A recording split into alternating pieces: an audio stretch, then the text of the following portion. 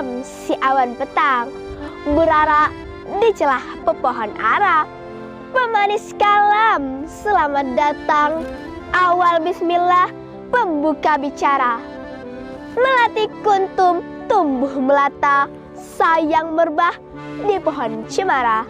Assalamualaikum mulanya kata, saya sembah pembuka bicara. Bismillahirrahmanirrahim. Assalamualaikum warahmatullahi wabarakatuh. Dewan juri yang saya muliakan, perkenalkan, nama saya Dila Aulia Salsabila dari kelas 4 Al-Farabi SD TR Refah Tanjung Pinang. Pada hari ini saya akan membawakan cerita rakyat Kepulauan Riau yang berjudul Asal Muasal Tanjung Pinang. Begini ceritanya. Di zaman dahulu, di hulu Sungai Riau telah berdiri sebuah kerajaan. Menurut sejarah, pada tahun 1673, Laksamana Tun Abdul Jamil telah membuka negeri baru bagi kerajaan Melayu Johor di Sungai Carang atas perintah Sultan Ibrahim. Kerajaan Johor Riau beberapa kali pernah memindahkan pusat kerajaan termasuk ke Dai, Lingga. Kerajaan Riau berada di puncak kejayaan semasa Raja Haji menjadi yang di Pertuan Muda keempat.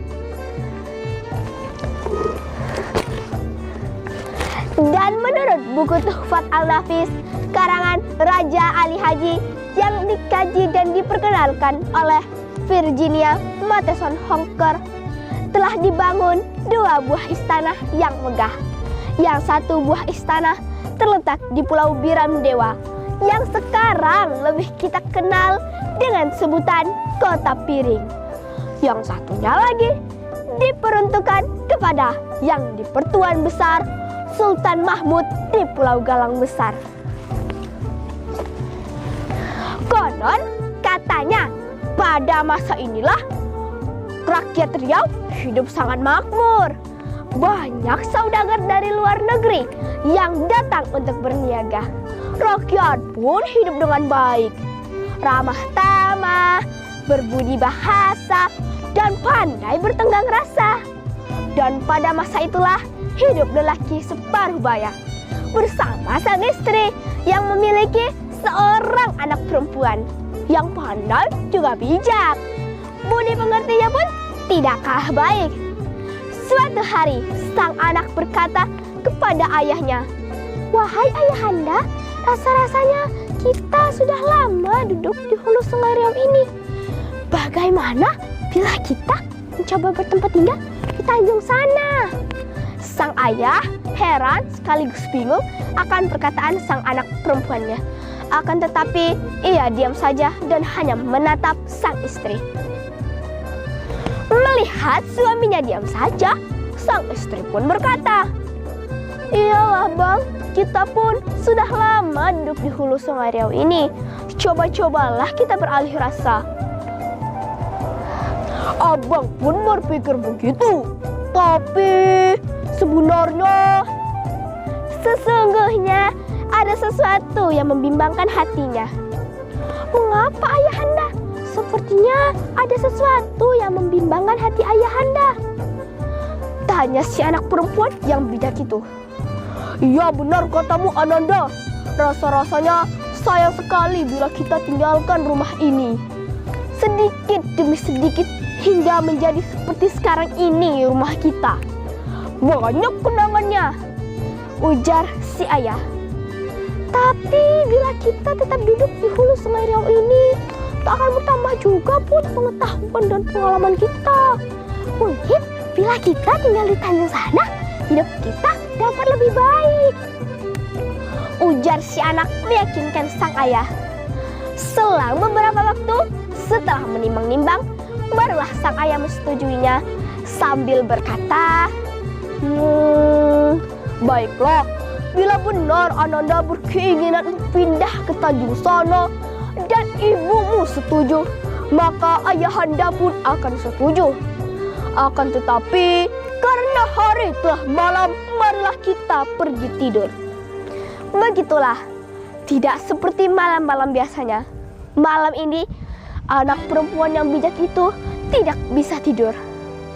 Padahal, kedua orang tuanya sudah lama tertelap. Di dalam pikirannya, ia memikirkan bila mereka pindah dan membangun rumah baru di Tanjung Sana. Malam pun semakin larut. Akhirnya anak perempuan yang bijak itu pun tertidur. Di dalam mimpinya, ia dijumpai seorang tua.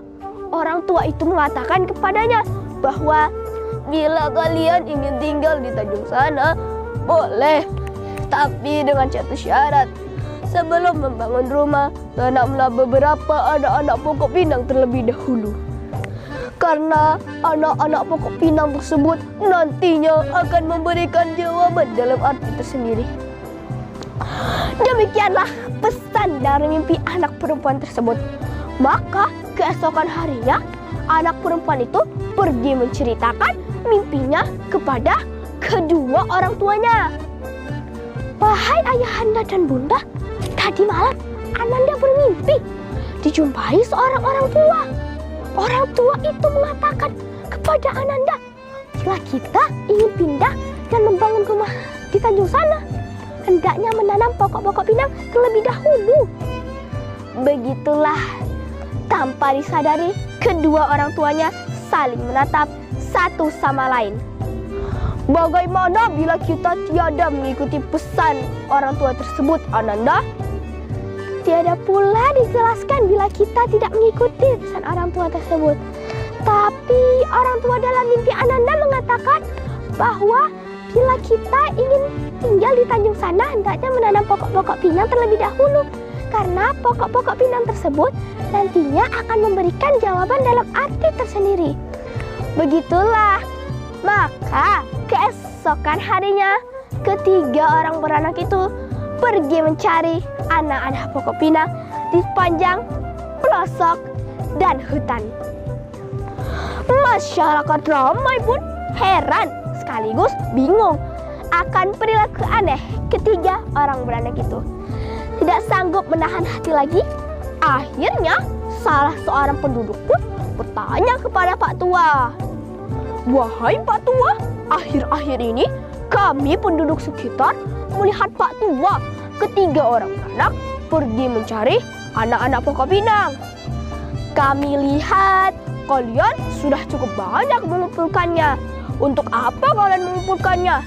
Tanya si penduduk dengan heran.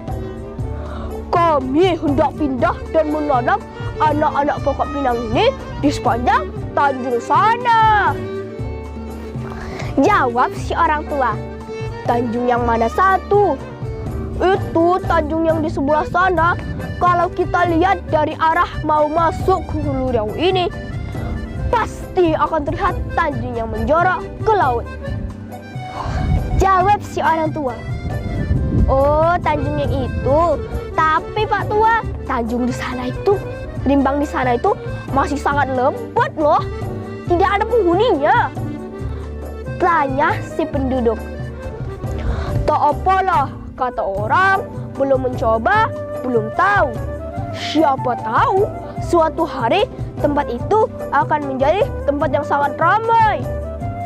Jawab si Pak Tua. Baiklah Pak Tua, buat saja apa yang baik. Dan semoga akan menjadi sebuah pekan atau bandar. Begitulah, setelah terkumpul cukup banyak anak-anak pokok pinang, akhirnya mereka pun pergi menuju Tanjung yang hendak mereka tinggali. Sesampainya mereka di sana, mereka hendak langsung menanam anak-anak pokok pinang terlebih dahulu. Mana-mana yang boleh ditanam, tanam sebanyak mungkin.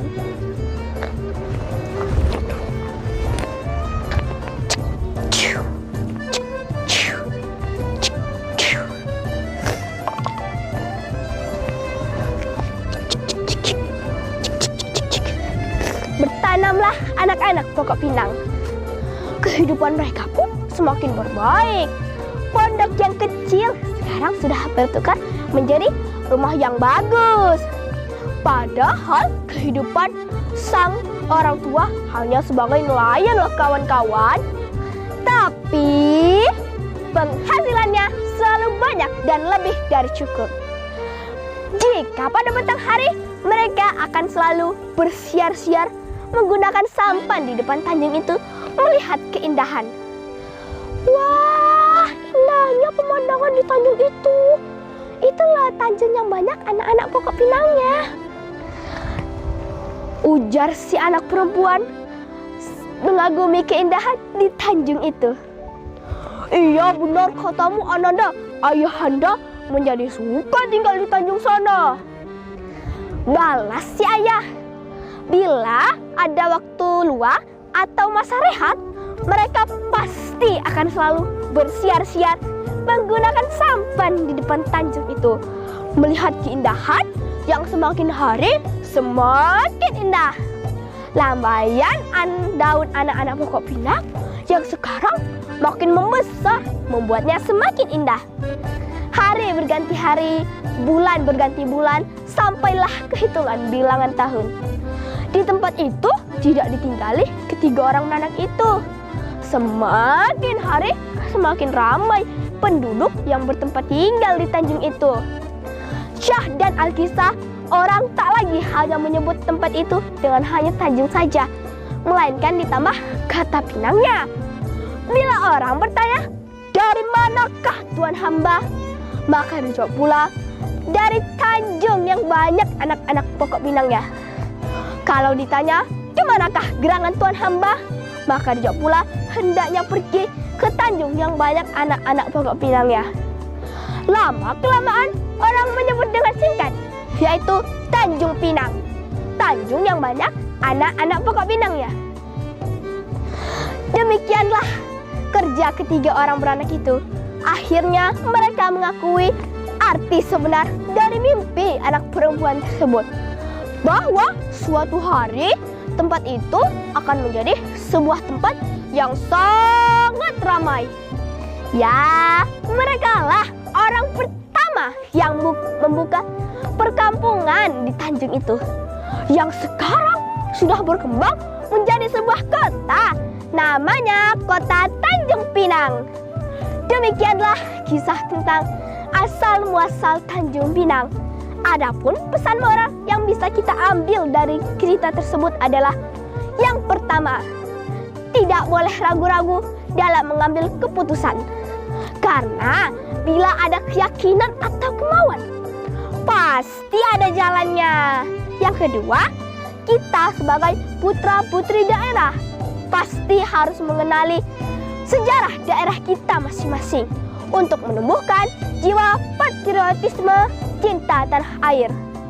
Pergi memancing ke ujung muara, ikan dipancing di ujung senja. Salam undur dari saya kepada Dewan Juri yang mulia.